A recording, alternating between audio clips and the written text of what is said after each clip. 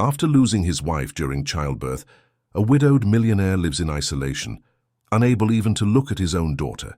No employee can bear the weight of the house marked by sorrow until a young woman accepts the challenge. In a dawn of tears and despair, she forces him to face what he fears most, holding his daughter in his arms. But it is her whisper, simple and devastating, that makes the man break and be reborn in the same instant. The Montgomery mansion, in the luxurious neighborhood of Greenwich in New York City, seemed to absorb its owner's sadness. Imposing on the outside, with its well-maintained gardens and elegant facade, it hid a broken man within. Grant Montgomery, 38, heir and current president of Montgomery Construction, one of the largest in the United States, lived like a ghost in the silent corridors of that house. It was almost midnight when Grant stumbled into his office, a glass of whiskey in his hand. He loosened his tie and collapsed into the leather armchair, staring at the photo he had kept face down on the table for exactly 3 months. With trembling fingers, he picked up the picture frame and felt that familiar pain tear through his chest again. Helen smiled in the photo, her brown hair blowing on the beach, her almond-shaped eyes sparkling with happiness, the dimple on her chin that he loved so much. "Why did you leave me like this?" he whispered into the void before downing the rest of his drink. On the other side of the mansion, in the pastel-decorated room that had never received a visit from her father, Sophia, just 3 months old, began to cry. The sound of the baby monitor echoed down the hallway, but Grant simply turned up the volume of the classical music playing in his office. It had been like this every night since he returned home without Helen, and with a newborn he couldn't even look in the eyes. Mrs. Cecilia Albright, his mother-in-law, appeared at the door with deep, dark circles under her eyes. The 60-year-old woman seemed to have aged 20 years since the loss of her daughter. "Grant, you need to come see her. She has a fever." "Call the pediatrician," he replied dryly, without averting his gaze from the laptop screen where he pretended to work. "Or give her the medicine he prescribed." "That's not the point. Sophia needs her father." "I can't, Cecilia." His empty gaze met his mother-in-law's. "You know I can't." The elderly woman sighed deeply. She was exhausted, not just physically. Her heart carried a double burden, grief for her daughter and constant worry for her granddaughter, growing up without a father's affection. In 3 months, 5 nannies had come and gone from the mansion. None tolerated the oppressive atmosphere, the absent employer, and the sadness that seemed to inhabit every corner of that place. "The new nanny will arrive tomorrow," she informed him, maintaining her dignified composure despite the exhaustion. "Please at least try to greet her." Grant didn't respond. When his mother-in-law left, he poured himself another drink, turned off the light and sat in the dark, listening to the rain beginning to fall outside. The storm matched the tempest that raged unceasingly within him. The next morning, Louisa Campbell stepped out of the taxi in front of the imposing gate of the Montgomery mansion. She nervously adjusted her simple dress and took a deep breath before pressing the intercom. The 29-year-old clutched the strap of her worn handbag as she waited, mentally checking if she had all the necessary documents. The salary offered was unreal, 3 times what she earned as a kindergarten teacher at the public school, where she had worked until being laid off due to budget cuts. Louisa had no choice but to accept the job. Bills were piling up and her mother, Mrs. Zelda, urgently needed medical treatment in Clearbrook, the small town in rural Virginia, where she had grown up. When the gate opened automatically, Louisa walked down the stone-paved driveway, marveling at the well-kept gardens. The mansion, a modern construction with straight lines and large windows, commanded respect. She swallowed hard, feeling small and out of place. An elderly woman with grey hair opened the door before she even touched the doorbell. "You must be Louisa." "I'm Cecilia Albright, Sophia's grandmother." "It's a pleasure to meet you, Ma'am." Louisa extended her hand, which was shaken firmly. "Thank you for the opportunity." Mrs. Cecilia led her through the marble-floored entrance hall and a curving staircase that led to the 2nd floor. The house was sumptuous, but Louisa immediately noticed that the place lacked life. There were no scattered toys, sounds of laughter, or the normal chaos of a house with a baby. It was like entering a museum. "I need to be honest with you," Mrs. Cecilia said, indicating a sofa in the living room. "This is not an easy house to work in. My daughter Helen passed away 3 months ago during childbirth, Since then, my son-in-law, well, he's physically present but absent in every other aspect. Louisa nodded, understanding. I heard about the situation. I'm so sorry for your loss. Sophia is a wonderful baby, but she needs attention and affection. Grant can't even look at her. The woman's voice choked up. He sees Helen in her. The same eyes, the same face shape, even an identical dimple on her chin. It's painful for him. I understand, Louisa replied softly. No, you don't understand, Cecilia gently interrupted her. No one truly understands. He loved my daughter more than anything. They were partners, best friends since college. To lose her like that at what should have been the happiest moment. She took a deep breath.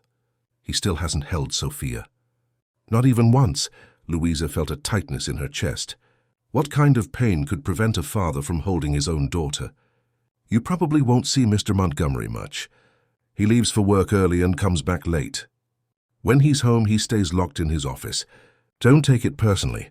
Mrs. Cecilia stood up. Come, I'll show you Sophia's room and your accommodations.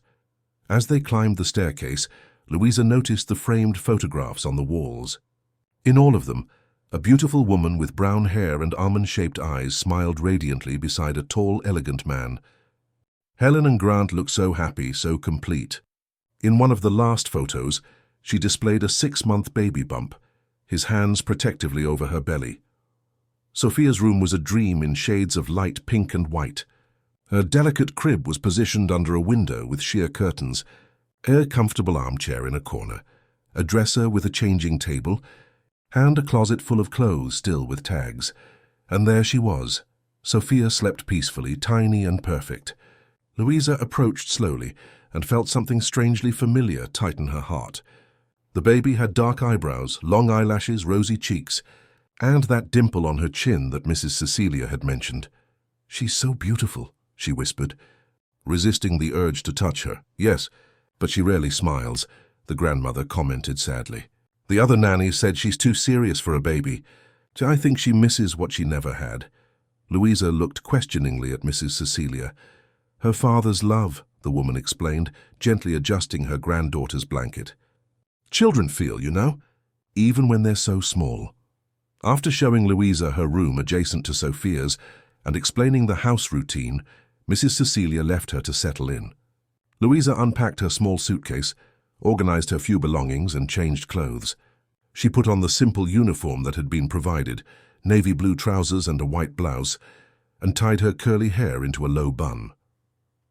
When she returned to Sophia's room, she found the baby awake, staring intently at the mobile hanging over the crib, without making a sound. Hello? Princess, Louisa said softly, approaching. I'm Louisa, your new friend. Sophia turned her little face towards the voice, her little brown eyes assessing the stranger with a seriousness that seemed impossible in such a tiny baby. Louisa picked her up carefully, surprised by how light she was. Shall we chat for a bit? Do you want to tell me how your day was? She began to talk to Sophia, as if she could understand every word, telling her about the trip there, about how beautiful the day was despite the rain the night before, about how she had the most beautiful eyes she had ever seen. While skillfully changing her diaper, she softly hummed a lullaby. To her surprise, the baby didn't look away for a second. It was as if she was hungry for that interaction, for that melodious voice that filled the silence she was accustomed to. Louisa went downstairs with Sophia in her arms to prepare her bottle. In the spacious modern kitchen, she found Mary, the housekeeper, a stout woman with a tired expression. You're the new one, right? Mary asked, drying her hands on her apron. Hope you last longer than the others. Why did they leave? Louisa wanted to know, as she warmed the milk according to the instructions left in the refrigerator. Mary shrugged. This house, it's as if there's a heavy cloud over it. The boss barely speaks. The baby hardly cries. Mrs. Cecilia tries to hold things together, but she's at her limit.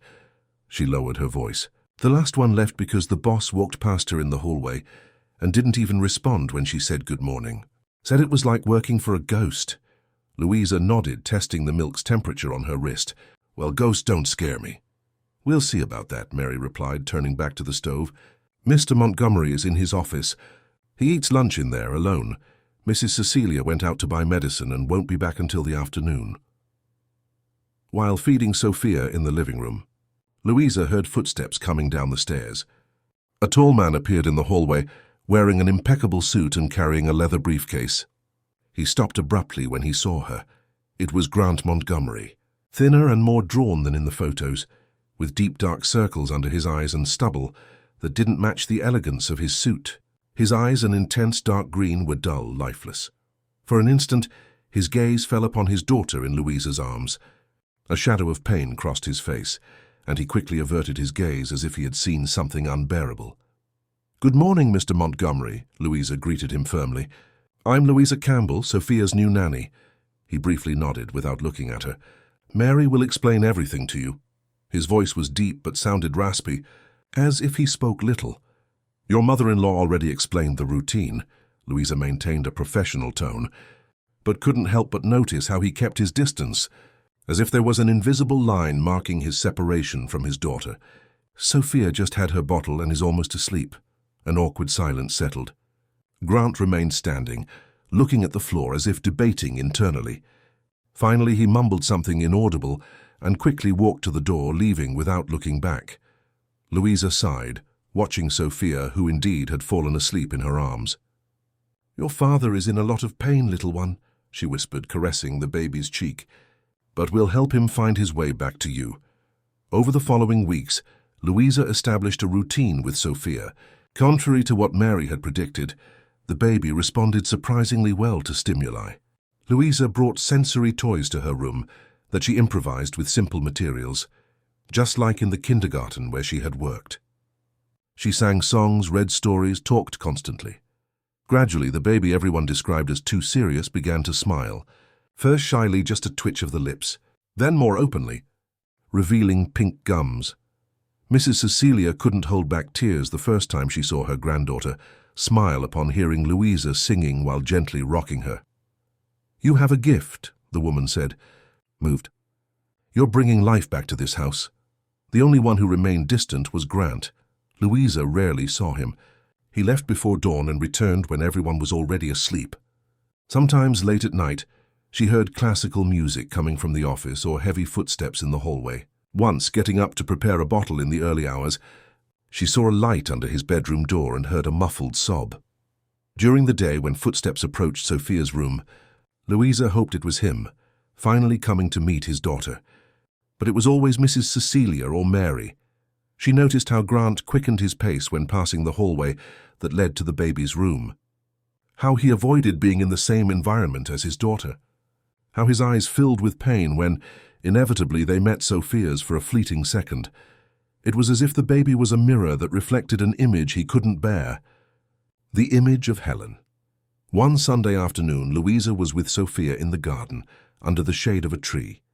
The baby, now almost 4 months old, played on a mat spread on the grass, fascinated by the leaves swaying above them. That's when she noticed a silhouette in the second-floor window. Grant observed his daughter from afar, protected by the glass and the distance. His face held an expression that broke Louisa's heart, a mixture of deep love and unbearable pain, of longing and fear, of a desire for closeness and terror of what it would provoke. At that moment, Louisa understood that behind the coldness was a broken man, desperately trying to survive. And she decided that somehow she would help father and daughter reconnect. What she didn't know was that it would be a middle-of-the-night crisis that would change everything. That night, Grant was, as always, in his office, his whiskey glass half empty, staring at the blank computer screen. Upstairs, Louisa was putting Sophia to sleep after her last bath of the day. Somewhere between consciousness and alcoholic stupor, Grant thought of Helen. How disappointed she would be to see him like this. How he had promised her in her last moments that he would care for their daughter with all the love in the world. A promise he didn't have the strength to keep. "Forgive me," he whispered to Helen's portrait, before turning off the light and letting the darkness envelop his body and soul. The clock struck 2:37 a.m. when Sophia's desperate crying erupted through the monitor in Louisa's room. It wasn't the usual cry of hunger or sleep. It was a sharp, distressing sound that made the nanny jump out of bed immediately. In the next room, she found Sophia writhing in the crib, her little face red and her legs drawn up against her belly. Colic, severe colic that made the baby cry like Louisa had never seen before. Shh. Calm down, my love, Louisa whispered, picking her up gently. It'll pass, Aunt Louisa is here. She started with the usual procedures, massaged her tummy in circular motions, placed Sophia in an upright position supported on her shoulder, gently swayed from side to side, humming. Nothing worked. The crying only increased, becoming sharper and more desperate. She prepared a bottle of warm water with a pinch of fennel, as her mother had taught her, but Sophia refused. She tried the bicycle leg exercise with her legs, another trick that usually worked with the children at the daycare. No success. The baby continued in despair, her little face red from crying so much, tears streaming down her cheeks, her tiny body shaking with sobs. After half an hour of frustrated attempts, Louisa began to panic. Sophia did not have a fever, but the pain seemed unbearable.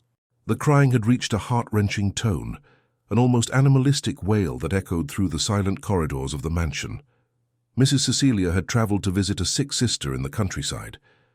Mary slept in an outbuilding at the back of the property, too far away to hear. There was no one to help, except Grant. The idea of disturbing him was daunting. In almost a month of working there, Louisa had never dared to bother her employer. She had religiously respected his space, accepted his distance as part of the tacit agreement of that job. But Sophia had been crying non-stop for almost 40 minutes. The situation was desperate. With a racing heart and the inconsolable baby in her arms, Louisa went downstairs. The mansion was dark, except for a faint light coming from under the office door. He was awake, as always. She stopped in front of the door, hesitant. A mixture of apprehension and determination dominated her. What if he fired her for disturbing him? What if he reacted badly? But Sophia's well-being came before anything else. She took a deep breath and knocked. Silence. Only Sophia's crying filled the air. She knocked again, harder. A deep, harsh voice came from inside. "Who is it?" "It's me, Louisa. I'm sorry to bother you, Mr. Montgomery, but it's an emergency. Sophia won't stop crying. I'm very worried." More silence. Louisa could imagine the internal struggle he was waging on the other side of the door. As she was about to knock for the third time, the door opened. Grant Montgomery appeared barefoot, wearing dress trousers and a partially unbuttoned white shirt, his hair disheveled. The smell of whiskey was noticeable. His eyes, red and tired, widened when he saw his daughter crying in Louisa's arms. "What happened?" he asked with a tense voice, keeping his distance. "Colic, I think. I've tried everything. Massage, upright position, warm tea. Nothing works. I'm worried. I've never seen her cry like this." Louisa spoke quickly, rocking Sophia, who continued to cry inconsolably. Grant ran a hand through his hair, visibly disturbed. "Did you give her the medicine the pediatrician prescribed?" "I didn't find any specific colic medicine in the medicine cabinet. Mrs. Cecilia travelled and didn't leave me any instructions about it." He pinched the bridge of his nose, taking a deep breath. "In my bathroom, mirrored cabinet, second shelf. There's a dropper bottle. 6 drops in the bottle." Louisa hesitated. Sophia cried more and more, her tiny body shaking violently. "Mr. Montgomery, I need you to hold her while I get the medicine. It's faster." It was as if she had thrown a bucket of ice water over him. Grant turned pale, his breathing visibly quickened. His hands began to tremble. "I can't," he said, taking a step back. I don't know how—" "Please," Louisa pleaded, her voice choked with anguish. "She's suffering. Just a minute while I get the medicine." "I can't," he whispered, his body stiff, leaning against the wall as if he wanted to merge with it. "I've never held her. I don't know how to do it." It was true. In almost 4 months of life, Sophia had never been in her father's arms. But the baby's pain was more urgent than his fear. Louisa took a step forward. Before Grant could retreat further, she placed Sophia in his arms. Time seemed to freeze. Grant stood completely still, like a statue. His arms supported his daughter's weight, but his whole body was rigid as stone. His hands trembled violently, sweat beaded on his forehead. His breathing became shallow and rapid. "I can't," he said with a broken voice, almost inaudible under Sophia's crying. "Please take her back." It was at that moment that Louisa acted purely on instinct. That powerful man who commanded an empire seemed as fragile as the baby in his arms. She saw beyond the mask of the successful businessman, beyond the facade of the distant employer. She saw only a man shattered by pain, paralyzed by the fear of loving again and losing. Again, she placed her hands over his, firm and secure. She looked directly into Grant's dark green eyes, which now overflowed with panic, and whispered with an intensity that cut the air like a blade. She lost her mother too, and you're making her lose her father. The impact of the words was visible. Grant turned even paler, his eyes widened, his mouth slightly opened as if he had been physically punched. Louisa continued, firm but gentle. She lost her mother before she even knew her, and now she's losing her father too. Even though he's here, even though he's breathing, she's completely alone. Sophia continued crying, but something changed in Grant's expression. The paleness gave way to a flush, his eyes now fixed not only on the nanny but faltering towards his daughter in his arms. "Look at her," Louisa insisted softly. "Just look." Slowly, as if performing the most difficult act in the world, Grant lowered his gaze to Sophia. He saw her little eyes red and swollen from so much crying, her tiny mouth trembling.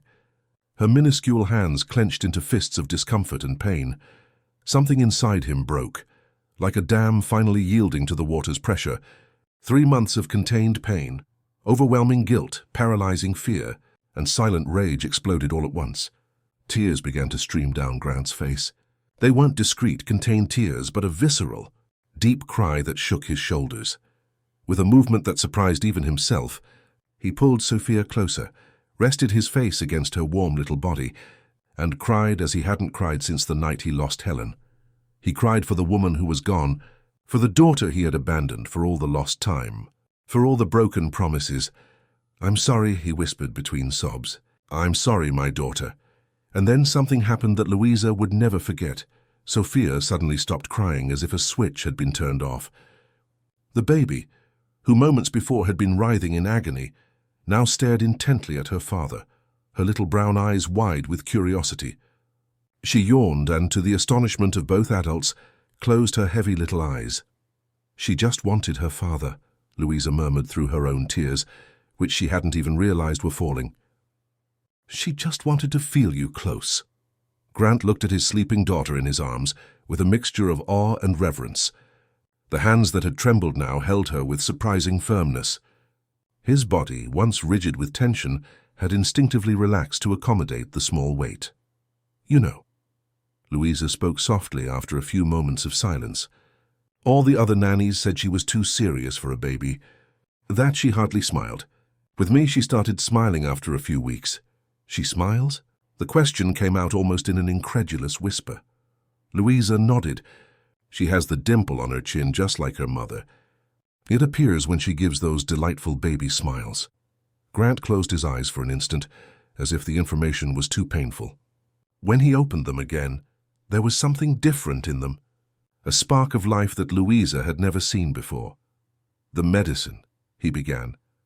"I don't think we need it anymore," she replied with a small smile. "Sometimes the best medicine is precisely what we fear most to face." Sophia was now sleeping deeply, nestled against her father's chest, her breathing regular and calm. Grant watched her, hypnotized by every minuscule detail. The long dark eyelashes against her cheeks, her slightly open lips, the slight movement of her chest rising and falling. "I can take her back to her crib," Louisa offered after a few minutes. "No." The answer came quickly and firmly. "I'll take her." With almost reverent care, Grant walked down the dark hallway to Sophia's room, Louisa beside him. She noticed how he looked at everything with renewed eyes. The crib he had never visited, the stuffed animals lined on the shelf, the star mobile hanging from the ceiling, the curtains with small embroidered moons. It was as if he was seeing that room for the first time, discovering an entire universe that existed just a few feet from where he had spent the last months hiding. With surprising delicacy for someone who had never held a baby, Grant placed Sophia in the crib. He stood there watching her sleep, while Louisa silently arranged the blankets and turned on the nightlight. "She looks a lot like her," he finally said, his voice almost inaudible.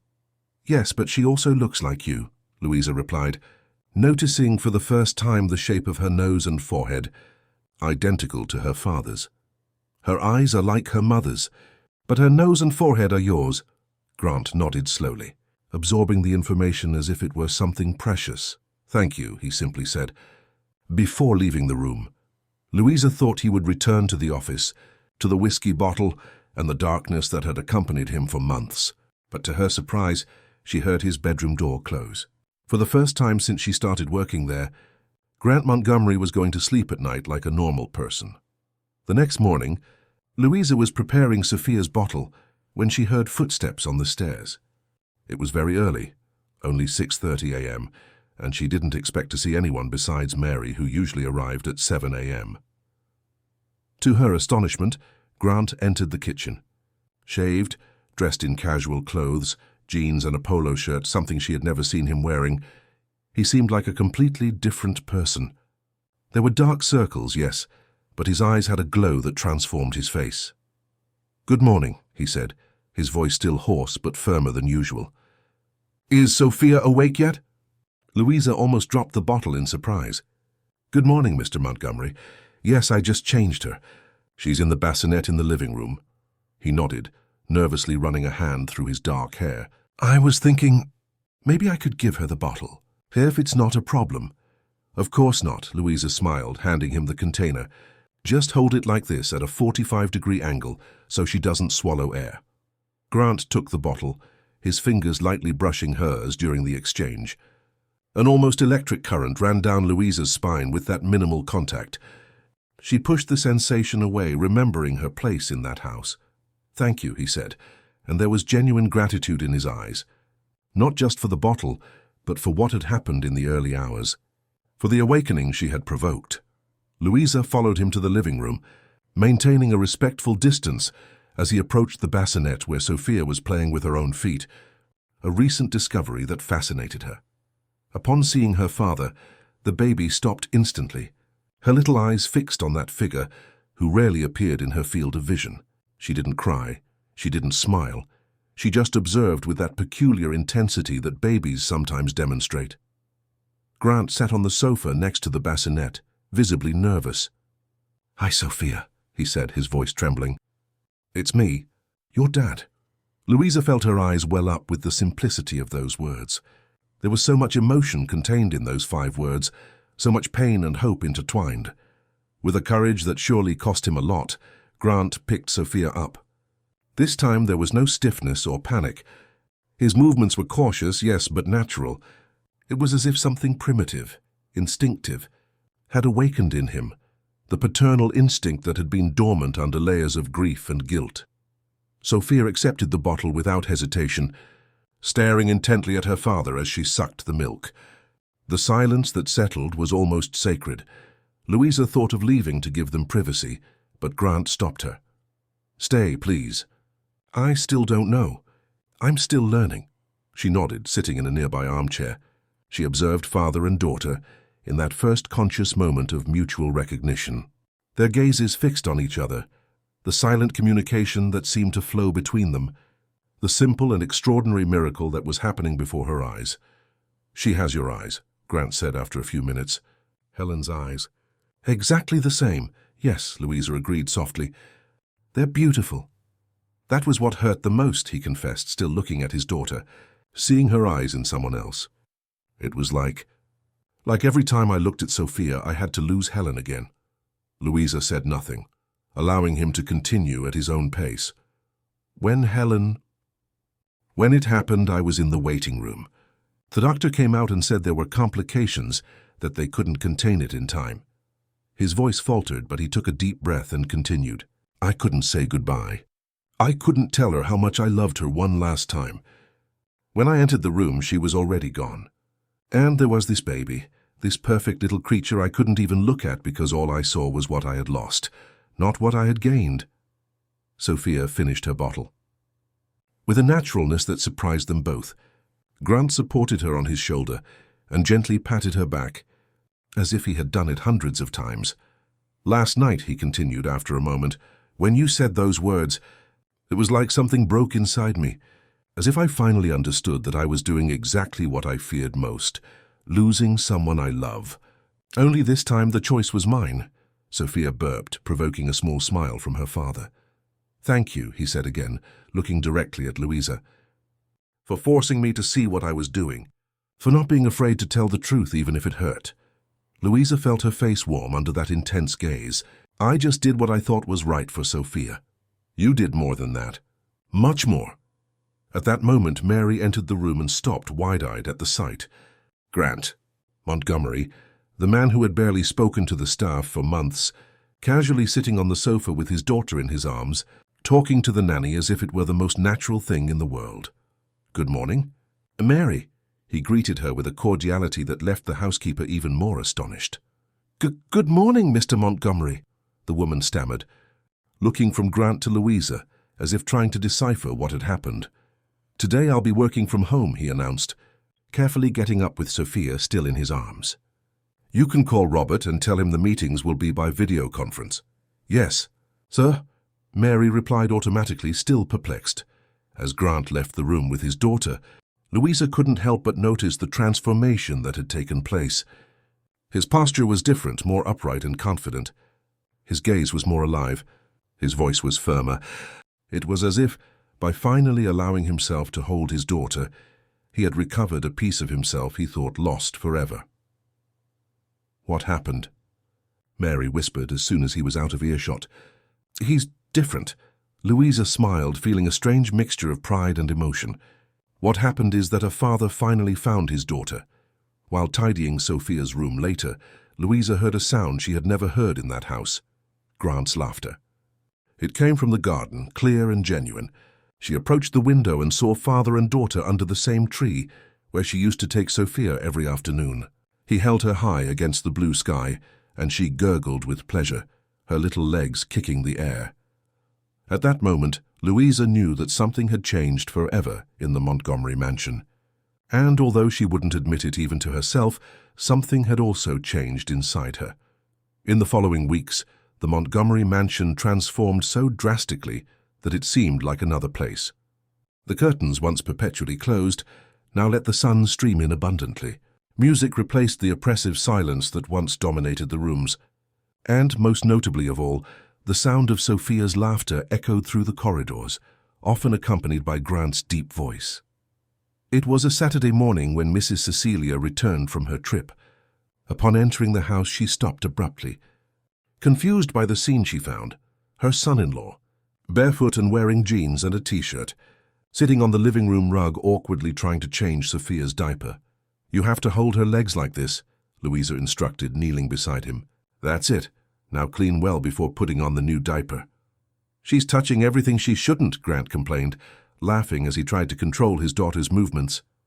"How can something so small have so much strength?" "That's what I always say," Louisa agreed, smiling.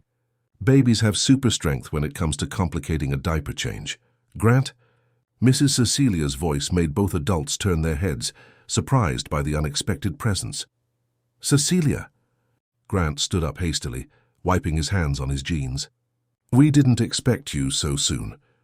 The woman remained standing, her teary eyes fixed on her granddaughter, who was now playing freely without a diaper, kicking her legs in joy. "What? How? When did this happen?" Louisa quickly finished diapering Sophia and picked her up, suddenly feeling out of place in the family reunion. "It's a long story," Grant said, approaching his mother-in-law and, to her astonishment, hugging her warmly. "Let's have some coffee and talk." Mrs. Cecilia looked over his shoulder at Louisa, a silent question in her eyes. The young woman just smiled discreetly, rocking Sophia, who was now trying to grab her curly hair. "I'm taking Sophia to get some sun in the garden," she announced, walking towards the glass door that led to the outside area. "Don't be long," Grant called out, surprising both Louisa and Mrs. Cecilia. "I want to show her that new song we discovered yesterday." As she walked away with the baby, Louisa could feel her mother-in-law's gaze following her, full of questions and perhaps a little suspicion. It was understandable. The woman had left home with her son-in-law practically catatonic, avoiding his own daughter as if she were a painful apparition, and returned to find him playing on the floor, changing diapers, and talking about new songs. In the garden, Louisa spread the activity mat under Sophia's favorite tree and placed her on her tummy, encouraging her to lift her head, an important exercise for her motor development. As the baby strained, gurgling happily, Louisa allowed herself to reflect on the extraordinary changes of the past few weeks. After that decisive night, Grant had immersed himself in fatherhood, like someone discovering a hidden talent. At first he was clumsy and insecure, asking 1,000 questions, fearing to hurt his daughter with every movement. But he quickly gained confidence. He started coming home earlier from work. He spent mornings with Sophia before going to the office. He swapped meetings for video calls to be more present. The man who barely spoke now talked all the time, with his daughter, with Louisa, even with Mary, who was still surprised when he appeared in the kitchen to prepare his own bottle, almost always clumsily, to the amusement of the housekeeper. And there was something else, something Louisa tried to ignore, but that grew every day, the way Grant looked at her. No longer as an employee, but as someone for whom he felt a gratitude that went beyond words. There was respect in those glances, admiration, and perhaps something more she didn't allow herself to name. It was dangerous. She knew that. He was her employer, a rich and powerful man still grieving for his wife whom he had loved deeply. She was just the nanny, an unemployed teacher from humble origins who desperately needed the salary to help her sick mother. There was no room for feelings there. There shouldn't be. But when he sat beside her to learn how to bathe Sophia, their arms occasionally touching, when they stayed late in the living room, talking after the baby was asleep, when he told her about Helen with a mixture of longing and growing peace, as if talking about her to Louisa was a way to honor her memory. In those moments it was difficult to remember all the reasons why that was impossible. "May I join you?" Grant's voice interrupted her thoughts. He approached with a tray containing a pitcher of juice, glasses, and cookies. "Of course," she replied, adjusting herself on the mat. "Sophia is almost able to roll over by herself. I showed her how to do it yesterday." Grant sat beside them, placing the tray on the small iron table near the tree. "Cecilia is resting." The trip was tiring. He paused, watching his daughter, who was now trying to reach a colorful toy. She was surprised by the changes. "I imagine," Louisa commented, accepting the glass of juice he offered. "It must have been a shock." "She cried when I told her what happened that night," Grant admitted, his voice softening as he recalled. "She said she had waited for it for months, that she prayed every night for me to be able to look at Sophia without seeing only the pain of loss." Louisa nodded, moved. "Mrs. Cecilia loves you both very much. Yes, she's amazing. She stood by me in the worst moments, even while suffering her own loss." Grant leaned over to touch Sophia's chin with his finger, provoking a dimple on her face. She said Helen would be proud. Something in the way he said it made Louisa look at him more intently.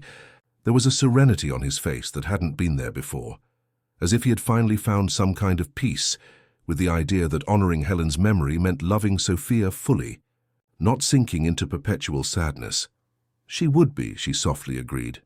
"Cecilia asked about you," he commented. Seemingly casual, but with a keen eye on her reaction. Louisa felt her heart quicken. "About me?" "She wanted to know how you achieved what neither she nor the doctors nor the therapists managed in months." He smiled. "How you brought me back to life." "I just told the truth," Louisa murmured, suddenly aware of the closeness between them. "Sometimes that's all we need to hear." "It was more than that." Grant looked at her with intensity now. "You weren't afraid. Everyone around me, friends, family, employees, walked on eggshells as if I would break at any moment. You were the only one who treated me like someone who could be strong, who needed to be strong." Sophia chose that moment to, for the first time, roll over from her tummy to her back by herself. Her little face lit up with a smile of pure satisfaction at the achievement. "Look at that," Grant exclaimed, paternal pride radiating from every pore. "She did it. My daughter is a genius." Louisa laughed at his exaggerated reaction, typical of first-time parents. "All babies eventually do, but she's a little ahead of her age." "Of course she is," he asserted with feigned conviction. "She has the Montgomery DNA. We're all precocious." The relaxed way he spoke now, the jokes he made, the easy smile that lit up his face. All of this was so different from the somber, silent man Louisa had met on the first day. It was as if the hard shell of pain had broken, revealing the man Helen had loved, the man he truly was before the tragedy. "You know," he said after a moment, watching Sophia now practicing her new skill, rolling over repeatedly, "I never properly thanked you." You've thanked me several times, Louisa assured him, averting her gaze to the baby. Not enough. It will never be enough. Grant hesitated, as if carefully choosing his words. I was drowning, Louisa, sinking a little deeper every day. If it weren't for you— Please, she interrupted him, feeling uncomfortable with the intensity of his gratitude. I just did my job. No, you did much more. He looked at her in a way that made her heart race. You saved 2 lives that night. Sophia's and mine. The silence that followed was charged with something indefinable, an almost electrical tension that made Louisa stand up abruptly. It's getting hot. Better take Sophia inside, she said, picking up the baby, who protested with a small grunt of dissatisfaction. Grant watched her for a moment, as if he could see through her transparent excuse, but didn't insist. I'll take the tray, he simply said, getting up as well. During the rest of the day, Louisa maintained a careful distance from Grant, focusing on Sophia and routine tasks. It was safer that way, more professional. She deliberately ignored the way her heart raced when he entered the same room, or how her eyes stubbornly sought him out, even when she tried to concentrate on something else. In the late afternoon, Mrs. Cecilia appeared in Sophia's room, where Louisa was folding freshly washed clothes. May I come in? The woman asked gently. Of course, Louisa replied, trying to hide her nervousness. Since that questioning look in the morning, she had been expecting this moment. Mrs. Cecilia sat in the nursing armchair and remained silent for a moment, as if organizing her thoughts. Grant told me everything, she finally began, about that night, about what you said to him. Louisa remained silent, uncertain where the conversation was heading. You did what no one else dared to do, the woman continued, surprising Louisa with a gentle smile. You told him the truth he needed to hear. I should have done it, but— her voice faltered. I think I was also drowning in my own pain. Mrs. Cecilia, Louisa began, moved by the woman's frankness, you were taking care of Sophia with all your love. Don't blame yourself. Yes, but I couldn't reach Grant, you did. She stood up and approached Louisa, taking her hands in hers. Thank you, truly. To see my son-in-law like this, recovering his joy for life, being the father my Helen always knew he would be. It's like getting a piece of her back. Louisa felt her eyes well up. You speak very much like him. Mrs. Cecilia smiled. Helen used to say that too, that we both had the same dramatic way of expressing feelings. She lightly squeezed Louisa's hands. But there's something else I need to say. The suddenly serious tone made Louisa fear what was coming next. Would it be a warning to keep her distance? A reminder of her position as an employee? I've noticed how Grant looks at you, Mrs. Cecilia said, confirming her fears. And how you look at him. Ma'am, I would never— Louisa began, mortified. I'm not accusing anyone of anything, the woman gently interrupted. I'm just stating a fact. Something is growing between you two, even if neither of you has fully realized it or wants to admit it. Louisa lowered her head, unable to deny what, in her heart, she knew to be true. I'm afraid, Mrs. Cecilia confessed, surprising her. I'm afraid he might be confusing gratitude with other feelings. That you, a young and kind woman, might get hurt in the process. I would never allow anything to happen, Louisa assured her firmly. I'm just Sophia's nanny. I know my place very well. And what is that place exactly? Mrs. Cecilia asked with a shrewdness that caught Louisa off guard. The place of the woman who brought my son-in-law back to life, who made my granddaughter smile, who transformed a house of mourning into a home again. I don't know what to say, Louisa admitted, confused by the turn of the conversation. The woman sighed. I just want you to be cautious. For your own good. Grant is still vulnerable, still healing. And you— She examined Louisa with perceptive eyes. You seem to be the type of person who puts others' feelings above your own. Before Louisa could respond, Sophia began to cry in her crib, waking from her afternoon nap. Both women turned to attend to her, but Mrs. Cecilia was faster. Let me, the grandmother requested, picking up her granddaughter affectionately. I miss this little girl so much. Louisa watched the scene with emotion, seeing how Sophia immediately calmed down in her grandmother's arms. Despite the absence of blood ties, there was genuine love between them, a love that transcended the shared pain of loss. I'll leave you two alone, she said, heading for the door. Louisa, Mrs. Cecilia called out as she was leaving. Don't misunderstand. I'm not trying to push you away.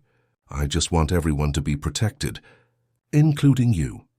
With a nod of thanks, Louisa left the room, her head spinning with the implications of that conversation. Mrs. Cecilia had perceived what she was so desperately trying to deny to herself. She was developing feelings for her employer.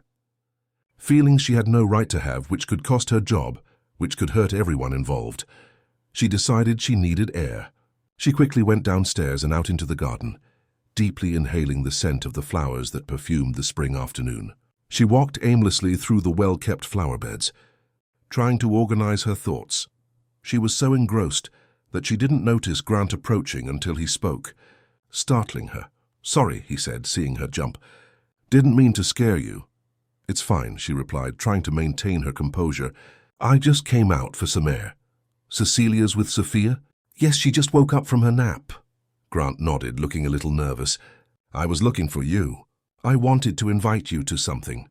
Louisa felt her stomach lurch. "Invite me?" "Yes, there's a charity event next week. A dinner for the Building Futures Foundation, which I chair. I thought maybe you'd like to go." "With Sophia and me?" She stared at him, surprised. "A social event?" "Yes, it would be the first time I take Sophia to a public event." He seemed genuinely anxious about the prospect. "I thought it would be easier if you were there. She feels safe with you." "Wouldn't it be more appropriate for Mrs. Cecilia to accompany you?" Louisa suggested carefully. "Cecilia already said she doesn't want to go," he explained. "These events tire her, and she prefers to avoid the questions about Helen that will inevitably arise." "I understand," Louisa murmured, still hesitant. "But I don't know if it would be appropriate for me to go. I'm just the nanny." "Please," Grant insisted, something in his eyes that went beyond a simple professional request. "It would be important to me, to Sophia too." Louisa hesitated. Going to a high-society New York City event alongside her employer, bringing the baby. This far exceeded her duties as a nanny. It was entering dangerous territory, especially after the conversation with Mrs. Cecilia. But Grant's hopeful gaze was hard to refuse. And in her heart she wanted to go.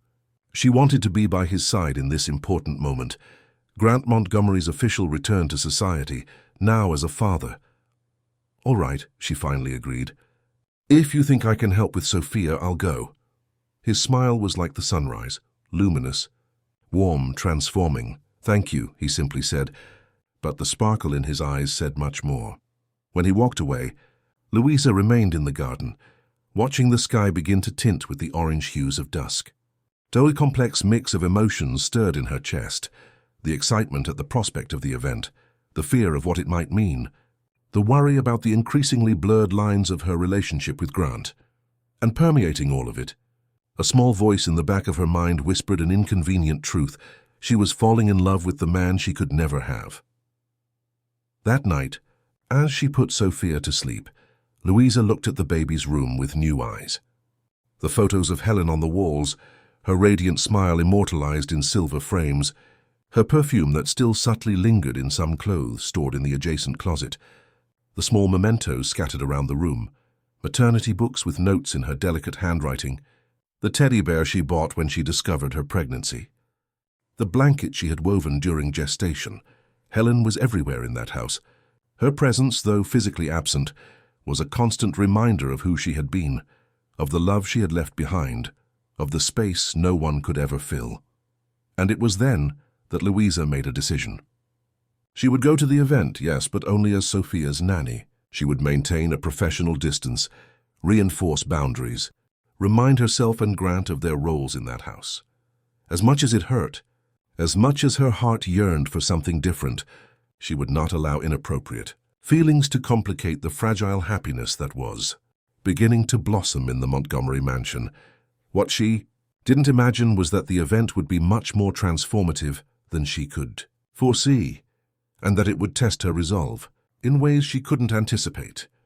The dress lay on Louisa's bed like an alien entity, teal satin flowing in elegant lines, simple yet undeniably luxurious. Beside it, a shoebox containing moderate-heeled black pumps and a discreet clutch of the same color completed the ensemble. "I can't accept," Louisa said, looking at Mrs. Cecilia, who remained calmly at the bedroom door.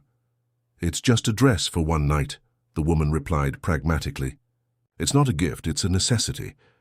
You can't go to an event like that wearing, well, her gaze discreetly swept Louisa's open wardrobe, where a modest collection of simple clothes hung. The Building Futures Foundation charity dinner was in 2 days.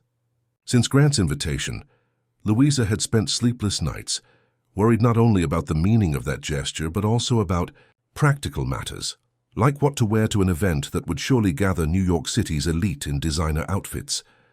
Even so, it's very expensive, Louisa insisted, lightly touching the fabric that felt like water between her fingers. And I don't feel comfortable. Louisa, Mrs. Cecilia interrupted with surprising firmness, you will represent this house at this event. You will be alongside my son-in-law and my granddaughter. It's important that you present yourself appropriately. Her tone softened. It's not a matter of vanity. It's a matter of respect for the environment. Faced with the irrefutable logic, Louisa reluctantly nodded. Thank you, then. I'll take good care of it and return it as soon as— No need to return it, Mrs. Cecilia cut in, dismissing the idea with a gesture. Consider it a family investment. Besides, she added with an enigmatic smile, I'm sure there will be other occasions to wear it. Before Louisa could question the meaning of that comment, the woman left, leaving her alone with the dress and her apprehensions. Hours later, while putting Sophia to sleep, Louisa was surprised by Grant at the bedroom door. In recent days, he seemed more restless than usual, alternating between moments of excitement and periods of thoughtful silence. Is she asleep yet? He asked in a low voice. Almost, Louisa replied, gently rocking the crib where Sophia fought against sleep, her heavy little eyes blinking slowly. Grant approached and watched his daughter with that expression of wonder that never diminished, no matter how many times he contemplated the little one. Cecilia told me about the dress. Oh, Louisa felt her face warm. I said it wasn't necessary. Actually, he hesitated, looking uncomfortable, I want to apologize. I didn't think of the practical implications of the invitation. I should have arranged that sooner. It's no problem. It wasn't your obligation. It is. Their gazes met in the dimness of the room, lit only by the soft glow of the bedside lamp. I invited you. I should have thought of everything. A comfortable silence settled between them as they watched Sophia finally surrender to sleep, her breathing becoming deep and rhythmic. I'm nervous, Grant confessed suddenly, his voice little more than a whisper. It will be my first public appearance since Helen passed away. Louisa turned to face him, understanding the magnitude of that moment for him. It's natural to feel that way. People will stare, they'll comment, they'll judge, he continued, running a hand through his hair, a gesture Louisa had already identified as a sign of anxiety. They'll want to know how I'm coping if I've moved on, as if it's possible to move on. His voice faltered on the last phrase. You don't owe explanations to anyone, Louisa said softly, resisting the urge to touch his arm in comfort. Only to yourself. And to Sophia. Grant nodded slowly, his eyes fixed on his sleeping daughter. It's for her that I'm doing this. I want her to see when she's older that her father didn't hide from the world, that he faced the pain and moved forward. He took a deep breath. But it's still hard. You won't be alone, Louisa reminded him. Sophia will be there. I'll be there. Something in the way she said that, with such simplicity and conviction, made Grant look at her in a way that made her heart race. Yes, you will, he agreed, his voice carrying a weight of meaning that went beyond words. And that makes all the difference. On the night of the event, the Montgomery mansion was bustling. Mary scurried back and forth helping with preparations. Mrs. Cecilia supervised the final details of Sophia's outfit, and Grant alternated between last-minute phone calls and visits to his daughter's room to check on her progress. Louisa was in her room, observing her reflection in the mirror with a mixture of admiration and strangeness. The dress fit perfectly, as if it had been custom-made, something she suspected was true considering how quickly Mrs. Cecilia had arranged it. Her curly hair, usually tied in a practical bun, fell in well-defined waves over her shoulders, the result of a morning visit to the salon at the insistence of Grant's mother-in-law. I don't think I've ever seen myself like this, she murmured to herself, turning slightly to observe how the fabric elegantly followed her movements, A knock on the door interrupted her contemplation. It was Mrs. Cecilia, elegant in a silk robe, coming to check the result. "Perfect," the woman declared with satisfaction upon seeing her. "I knew that shade would look wonderful with your skin." "Thank you," Louisa replied, still uncomfortable with the level of attention she was receiving. "You have good taste." "Years of practice," Mrs. Cecilia replied with a melancholic smile. "Helen always said I should have been a stylist, not a university professor." She approached, delicately adjusting a strand of Louisa's hair. "I brought something to complete the look." From the bag she carried, she took out a dark blue velvet box. Upon opening it, it revealed a simple but elegant set of pearl earrings and necklace. "Mrs. Cecilia." "This is too much," Louisa protested, taking a step back. "They're just cultured pearls. Nothing extravagant," the woman assured her. "And it's just a loan. She hesitated for a moment, something passing through her eyes. "They were mine, not Helen's, if that's what's worrying you." Louisa hadn't thought of that, but the clarification brought relief.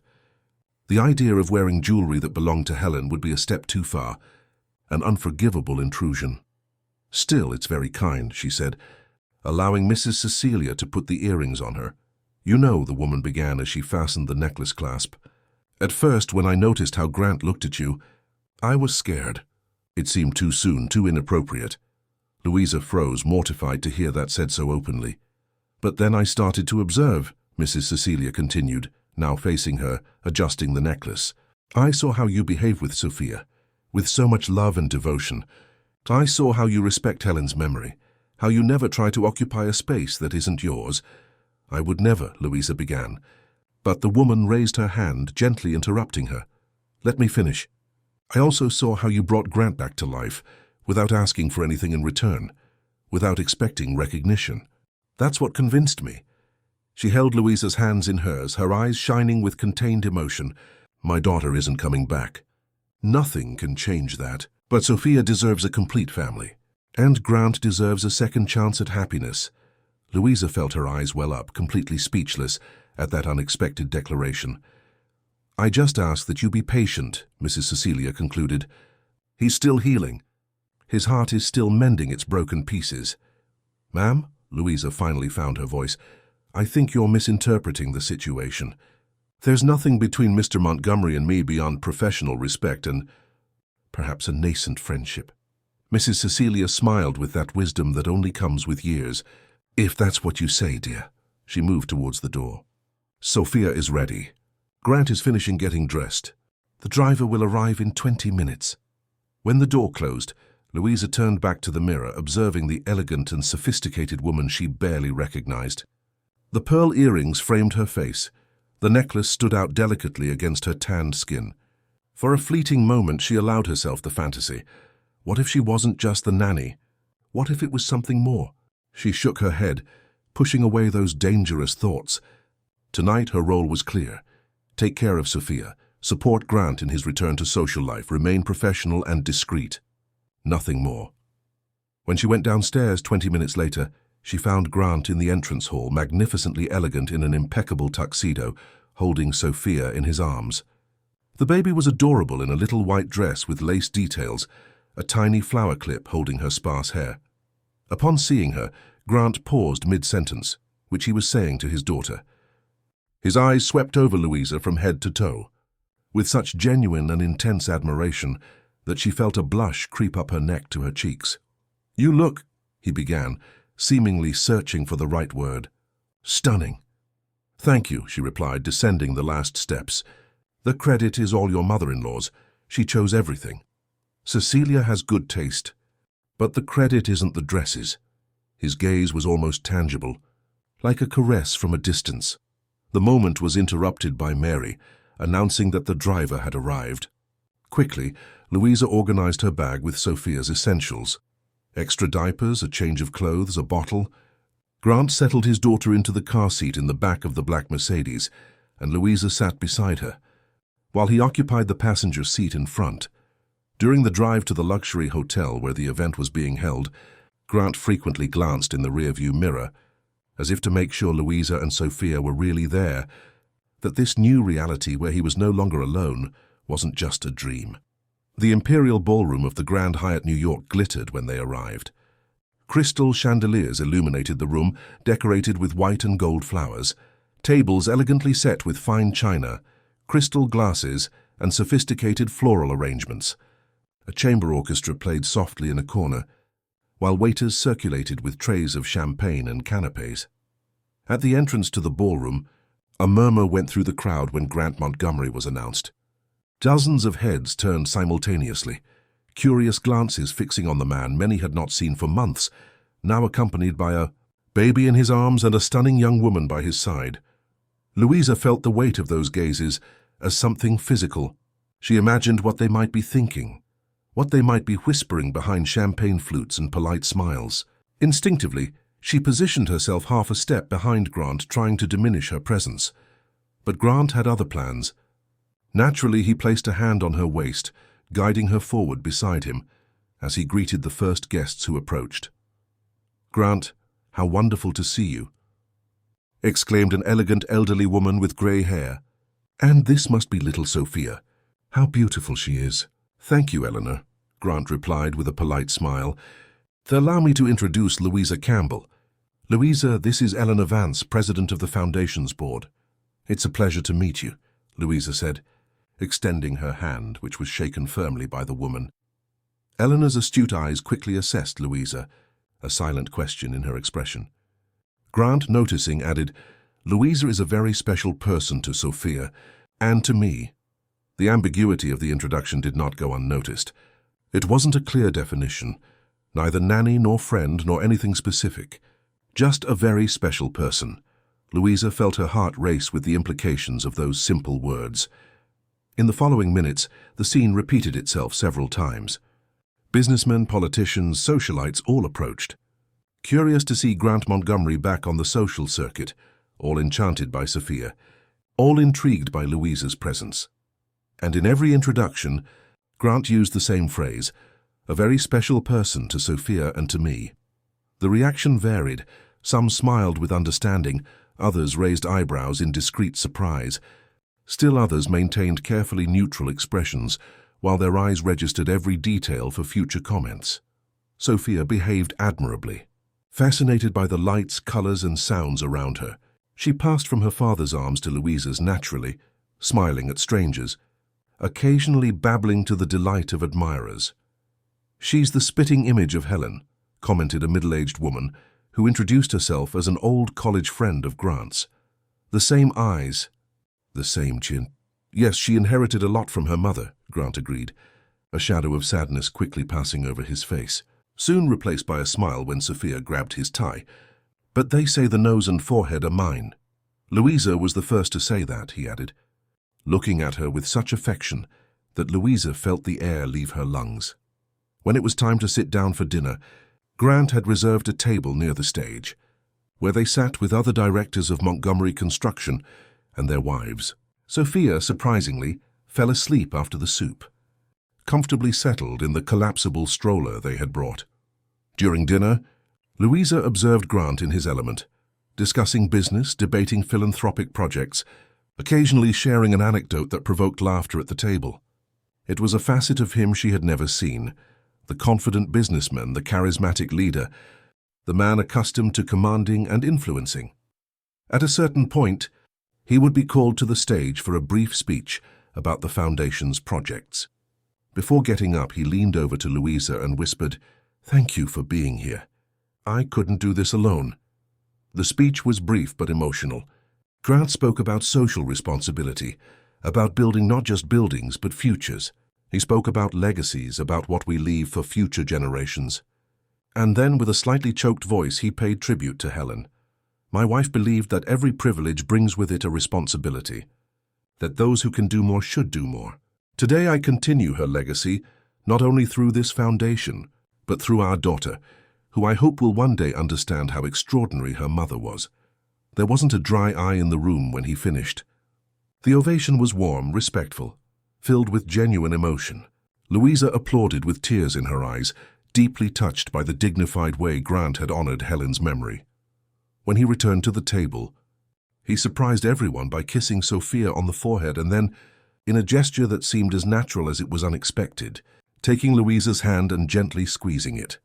It was during dessert that Louisa began to notice the glances, the whispers, the heads that leaned in discreet conversations, the eyes that quickly darted away when she looked in their direction.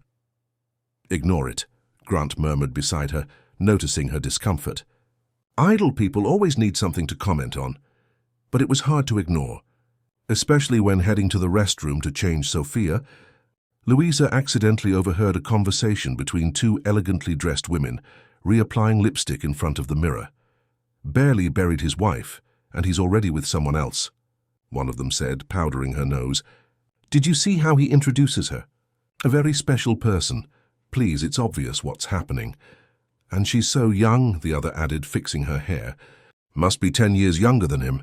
"Smart girl," caught the rich widower at a moment of fragility. "They say she's the daughter's nanny," the first continued, lowering her voice even further. "Imagine, seducing the boss while his mother-in-law is still grieving her daughter. What a lack of class." Louisa froze in the cubicle, Sophia in her arms, her heart pounding painfully against her ribs. She wanted to come out and confront them, explain that it wasn't like that at all, that they didn't understand. But what could she say? How could she explain something she didn't fully understand herself? She took a deep breath, waiting for the women to leave before emerging from the stall. With trembling hands, she finished changing Sophia, avoiding her own reflection in the mirror. When she returned to the table, Grant immediately noticed something was wrong. "What's wrong?" he asked discreetly while the others chatted. "Nothing," Louisa lied, forcing a smile. "Sophia was a little fussy, that's all."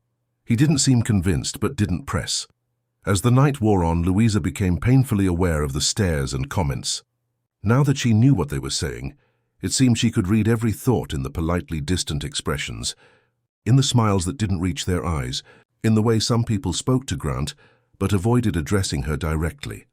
When they finally got into the car to go home, Sophia sleeping peacefully on her lap, Louisa felt as if she had run an emotional marathon. Grant was silent beside her in the back seat, the driver discreetly focused on the road ahead. "Are you all right?" he finally asked, his voice low so as not to wake Sophia. "Yes," she replied automatically. "Louisa," he lightly touched her arm, "I know you well enough to know when something is wrong." She hesitated. Should she tell him? Should she explain what she had heard?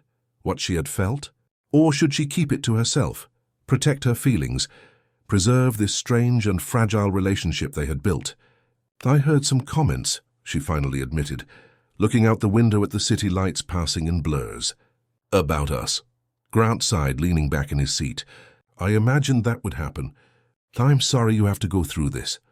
People think we're—" She couldn't finish the sentence. "Romantically involved," he finished for her.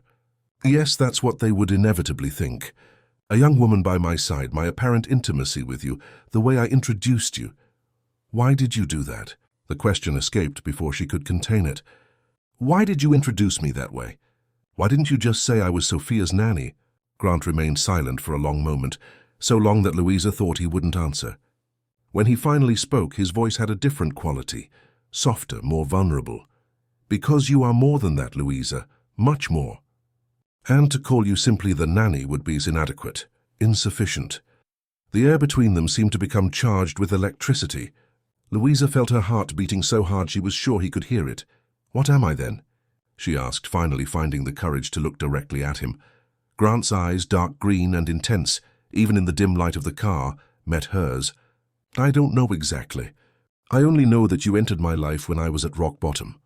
And somehow you brought the light back, not just for Sophia, but for me too." Louisa felt her eyes sting with contained tears. It was the closest thing to a declaration they had exchanged, and yet it remained in the shadows of ambiguity, of uncertainty. Sophia stirred in her sleep, breaking the moment. The rest of the journey passed in silence. But it was a different silence now, full of unsaid words, unexpressed feelings, unexplored possibilities. When they arrived at the mansion, Mrs. Cecilia was waiting for them in the living room, anxious to know how the event had been. Grant summarized the evening while Louisa took Sophia to her room, carefully changing her without waking her and placing her in the crib. She remained for a few minutes watching the baby sleep, trying to organize her tumultuous thoughts. What was happening? What did Grant's words in the car mean? And more importantly, what should she do about it? Still dressed in the elegant teal outfit, she sat in the armchair in Sophia's room, Mrs. Cecilia's pearls weighing on her neck like a reminder of responsibilities and expectations. It was thus that Grant found her half an hour later, contemplative, slightly melancholic, beautiful in the soft light of the bedside lamp. "Louisa," he called softly from the door. "Can we talk?" She nodded, getting up to follow him. But instead of going to the office or the living room as she expected, he led her to the back garden, illuminated only by moonlight and a few strategically placed lanterns among the flower beds. The night air had a sweet jasmine fragrance, and the distant sound of the water fountain created an almost magical atmosphere. Louisa felt as if she had entered a parallel world, a world where she wasn't the nanny, where there were no social expectations or malicious comments, where she was just a woman walking under the moonlight with a man who awakened feelings increasingly difficult to ignore. "I want to apologize," Grant began, stopping near a blooming rosebush, "for putting you in an uncomfortable position tonight." "You don't need to apologize," she replied automatically. "I do." He turned to face her, his face partially illuminated by the silvery moonlight. "I was selfish. I wanted you by my side because I feel stronger when you're near. I didn't think about the consequences for you." Louisa didn't know what to say. Her heart pounded erratically, torn between the joy of hearing that he wanted her close and the fear of what that meant. "People will talk," he continued. "It's inevitable, and that can be difficult for you." "I don't care what they think," Louisa said with more conviction than she truly felt. "You should care. Your reputation—" "What matters to me is Sophia," she interrupted him, "and seeing you recover, getting back to life. The rest is secondary." Grant took a step towards her, narrowing the distance between them. "You always put others first, don't you? Sophia, me, your mother in Virginia." "When do you think about yourself, Louisa?" The question caught her off guard. It was true. Her entire life had been built around the needs of others. First her sick father during adolescence, then her mother when he passed, then her students at the public school, and now Sophia and Grant. "I don't know how to be different," she finally admitted. "Maybe it's time to learn," he suggested softly, now so close that she could feel the warmth emanating from his body, the faint scent of his cologne mixing with the perfume of the night flowers. Louisa looked up to meet his gaze, and what she saw there made her heart leap. Desire, yes, but also something deeper, more significant, something that looked very much like "Mr. Montgomery," Mary's voice called from the back door, breaking the enchantment of the moment. "Phone for you." "It's Mr. Robert. He said it's urgent." Grant closed his eyes for an instant as if gathering strength. "Tell him I'll be right there, Mary." When the housekeeper withdrew, he looked at Louisa again, a mixture of frustration and resignation on his face. "I have to go. Robert wouldn't call at this hour if it wasn't important." "Of course," she replied, trying to hide her disappointment. "I understand." He hesitated as if he wanted to say something more, do something more. For a moment Louisa thought, hoped, that he would kiss her. But the moment passed, and he simply lightly touched her arm before stepping away. "Thank you for tonight," he simply said. "For everything." Louisa remained alone in the garden for long minutes after he went inside, her heart tumultuous, her mind filled with unanswered questions. What would have happened if Mary hadn't interrupted? Where would that conversation lead them? And more importantly, what would happen now? One thing was certain. Something had irrevocably changed between them that night. An invisible line had been crossed, a door ajar that could not be completely closed again. As she slowly walked back into the house, Louisa felt the weight of that realization. There was no longer any way to deny or ignore it. She was falling in love with Grant Montgomery. And she suspected, with a mixture of hope and terror, that he might be feeling the same for her. The question now was, what would they do about it? The days following the charity event brought a new tension to the Montgomery mansion. It wasn't an unpleasant tension, but an almost palpable expectation, like the electricity that precedes a summer storm.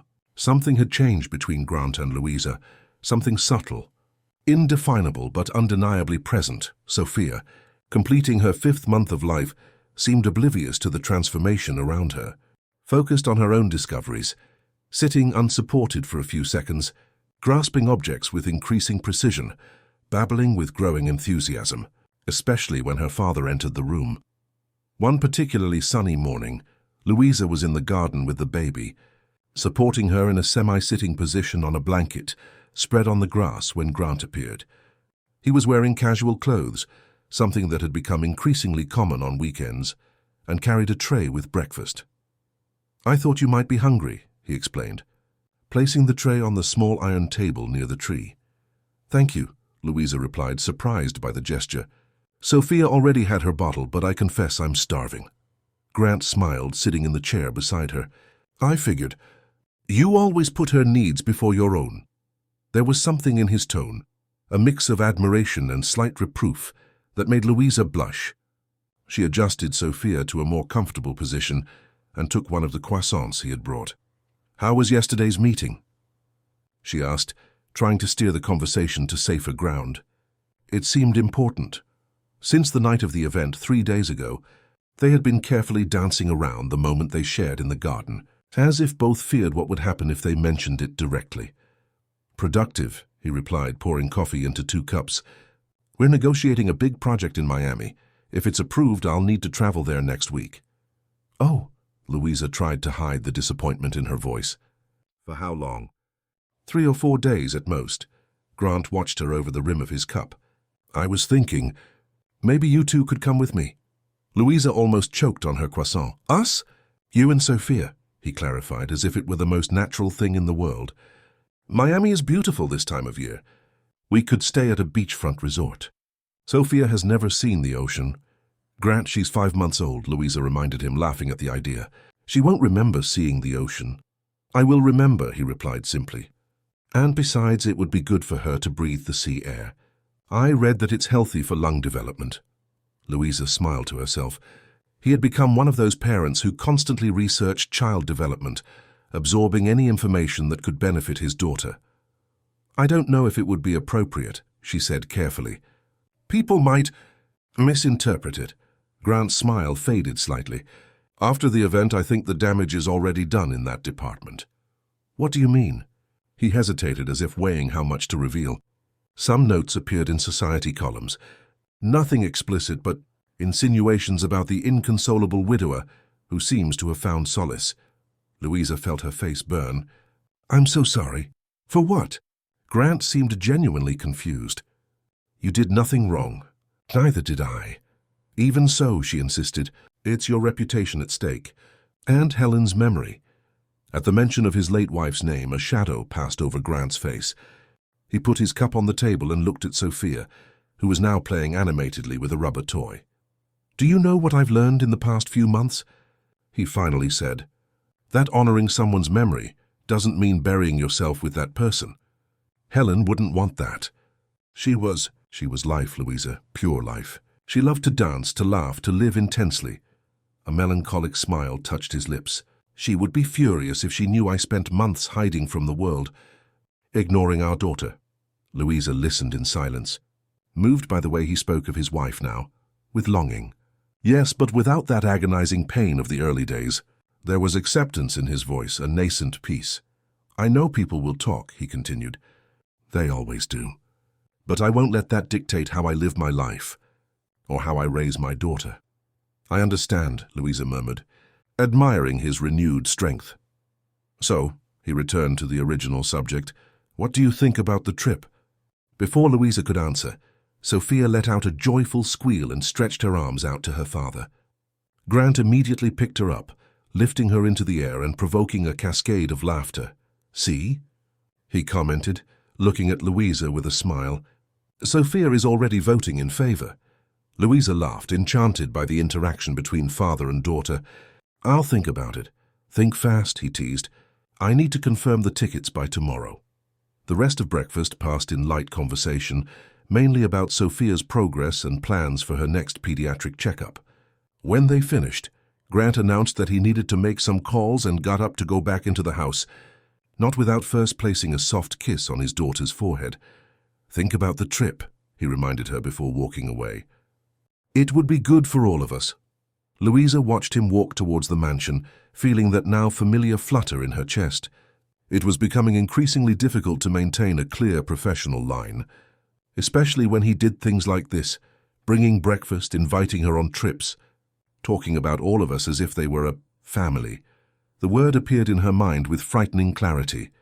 That's what they were becoming, wasn't it? A kind of improvised, unconventional family, built on extraordinary circumstances and bonds that transcended simple definitions. The thought was simultaneously wonderful and terrifying.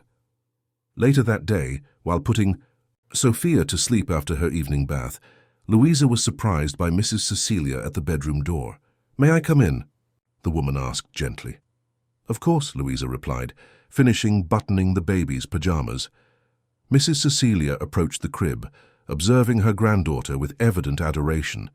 "She's growing so fast. It seems like it was just yesterday they brought her home from the hospital." Louisa nodded, feeling a strange pang as she remembered she hadn't been present in Sophia's first days of life.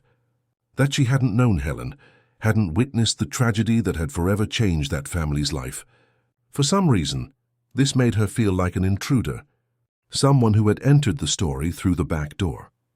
"Grant told me about the invitation to Miami," Mrs. Cecilia said, getting straight to the point. "Oh," Louisa didn't know how to respond. "I'm still thinking about it." The woman smiled with understanding. "I imagine you're worried about what people will think." "A little," Louisa admitted, "but mainly about what's best for Sophia. And what do you think is best for her?" The question caught Louisa by surprise. She wasn't used to having her opinion solicited on important decisions related to the baby. "Well," she began hesitantly, "I think Sophia is at an age where routine is important. On the other hand, a change of environment can be stimulating for her sensory development, and she really loves being with her father, so having a few uninterrupted days with him would be wonderful." Mrs. Cecilia smiled, clearly satisfied with the answer. "You really know her well." "It's my job," Louisa replied automatically. "No, Louisa," the woman corrected gently. "It's much more than your job. It's something you do with love." Sophia, now fully dressed, yawned deeply in Louisa's arms. Carefully, the young woman placed her in the crib and covered her with the light blanket, gently stroking the dark hair that was beginning to grow in fine curls. "Will you accept the invitation?" Mrs. Cecilia asked after a moment. Louisa sighed, feeling the weight of the decision. "I don't know if it would be appropriate."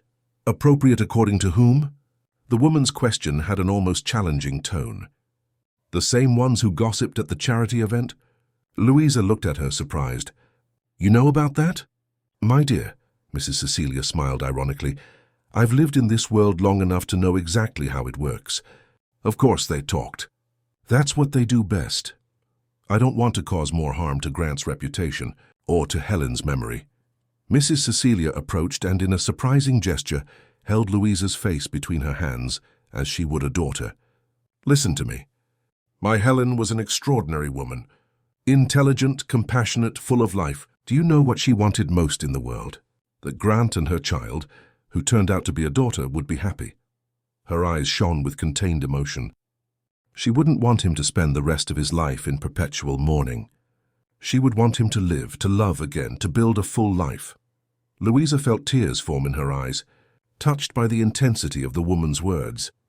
"As for reputation," Mrs. Cecilia continued, releasing her face, "people who judge without knowing the full story don't deserve consideration. True friends, the ones who matter, will understand. The others," she shrugged with elegant disdain, "the others can talk all they want." "You are surprising," Louisa commented with a small smile. "I'm practical," Mrs. Cecilia corrected, "and realistic. I see what's happening in this house, Louisa. I see how Grant looks at you, how his face lights up when you enter the room. I see how Sophia thrives under your care, and I see how you try to hide what you feel, as if it was something wrong or shameful." "It's complicated," Louisa murmured, unable to deny the truth in the woman's words. "Life is complicated," Mrs. Cecilia agreed, "but sometimes amidst the complications, we find exactly what we need, even if it comes in unexpected ways or at times that seem inappropriate." She walked towards the door, pausing for an instant before leaving. "Think about it, and know that whatever you decide, you have my support." When the door closed softly behind the woman, Louisa remained by the crib, watching Sophia sleep peacefully, oblivious to the emotional complexities that agitated the adult world around her.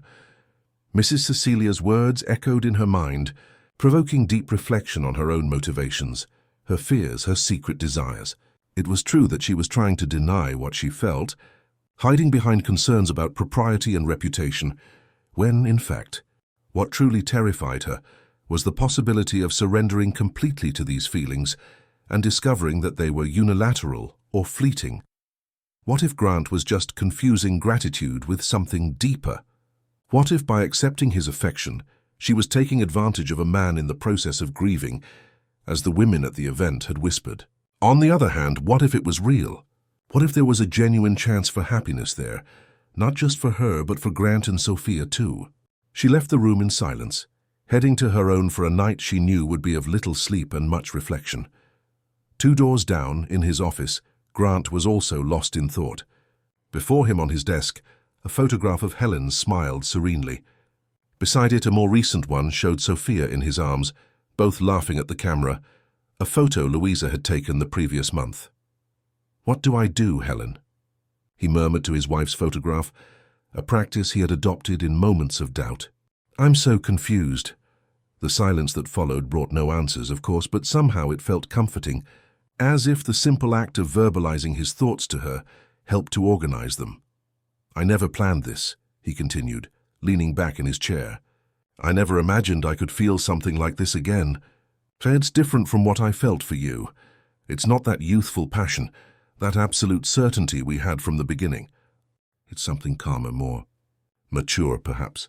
Born from the ashes, built slowly." He ran a hand through his hair, a gesture he made when he was anxious. "I'm afraid, you know.